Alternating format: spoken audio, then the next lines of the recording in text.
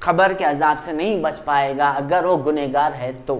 یہاں تک کہ عمر رضی اللہ عنہ یہ سننا تھا، خوف زیادہ ہو گئے اور اللہ سے مغفرت کا سوال کرنے لگے، یہاں تک کہ عثمان بن عفان رضی اللہ عنہ جس کو اللہ کے رسول صلی اللہ علیہ وسلم نے کئی مرتبہ جنت کی بشارت دی دنیا میں، یہاں تک کہ ان کا یہ عالم ہوتا تھا جب کبھی بھی قبرستان سے گزرتے تو رو رو کے داڑھی مبارک تر کیا کر لیتے تھے، تو دوسرے صحابہ دیکھتے ہیں اے عثمان غنی رضی اللہ عنہ تم کیوں خبروں کی زیارت کرتے وقت کیوں روتے ہو؟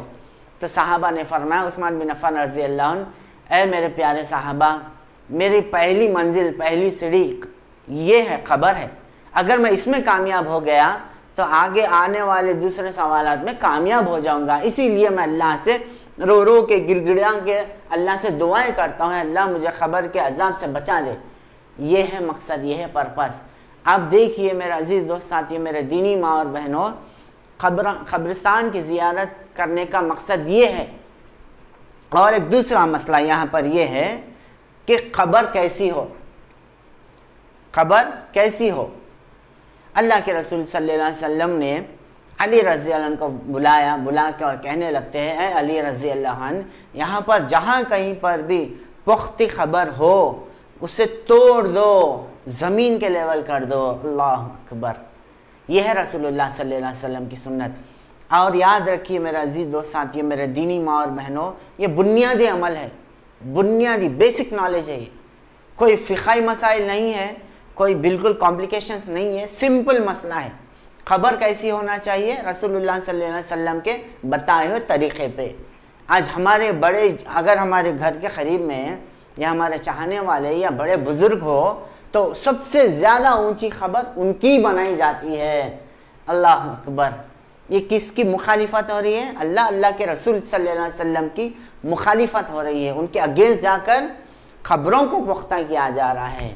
اللہ اکبر۔ میرا عزیز دوست ساتھیوں، میرے دینی ماں اور بہنوں، جو دعائے مسنونہ کے بعد یہ مسئلے مسائل رکھنے سے پہلے میں نے آپ کے سامنے سورہ نساء سورہ نمبر 4 آیت نمبر 65 کی تلاوت کی، اور سورہ محمد سورہ نمبر 47 آیت نمبر 33 کی تلاوت کی، جس میں اللہ کے رسول صلی اللہ علیہ وسلم کی اطاعت، پیروی، فرما برداری کرنے کا حکم نافذ کیا ہے، اور اگر ایسا نہیں کرو گے تو تمہارے عمل برباد ہو جائیں گے۔ یہاں تک کہ سورہ نساء میں بھی فرمایا ہے تب تک یہ ایمان والے نہیں ہو سکتے جب تک کہ رسول اللہ صلی اللہ علیہ وسلم کو فیصلہ کرنے والا حاکم، ڈیسیشن میکر نہ بنا لے۔ آج ہماری زندگی کا کیا معاملہ ہے؟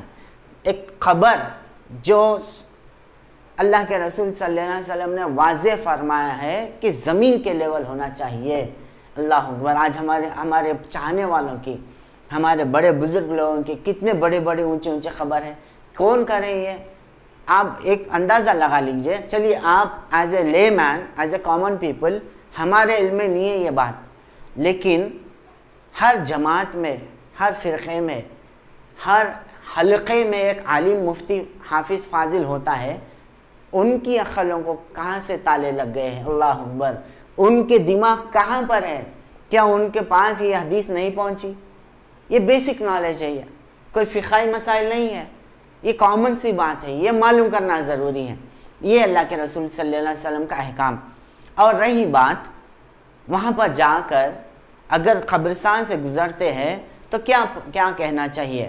اللہ کے رسول صلی اللہ علیہ وسلم کی سنت ہے، الفاظ الگ الگ ہے اور زیادہ کم پیش ہے۔ ایک مختصر یہ شارٹ ویڈیو میں صرف ایک چھوٹی بات آپ کے سامنے کہتا ہوں میں۔ السلام علیکم اہل القبور، اللہ کی سلامتی ہو جو خبروں میں تدفین ہے، جو خبروں میں دفن ہے، یہ دعا ہے۔ اور آگے بھی بہت سارے الفاظ ہیں، انشاءاللہ یہ ڈسکرپشن میں اس کے انشاءاللہ یہ ان ڈیٹیلز پورے ٹیکسٹ ٹائپ میں آئے گے، وہ آپ سیو کر لیجئے۔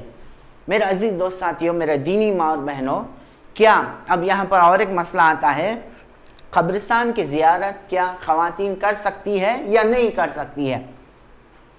جیسا کہ میں نے آپ کے سامنے مسئلہ واضح کر دیا تھا پہلے کہ اللہ کے رسول صلی اللہ علیہ وسلم کی سنت یہ ہے کہ قبر بالکل پختی نہ ہو، زمین کے لیول ہو، اونچی نہ ہو، اس کے اوپر عمارت نہ ہو، اس کے اوپر گنبد نہ ہو، اس کے اوپر تختی نہ ہو، اس کے اوپر نمبر پلیٹ نہ ہو، آج ہمارے پاس قرآن کے آیتیں لکھ دیتے ہیں کل من علیہا فان، جو اس دنیا میں آیا ہے ایک نہ ایک دن اس کو فنا ہونے ہی والا ہے. یہ سورہ رحمان کی آیت لگا کر لکھ دیتے ہیں.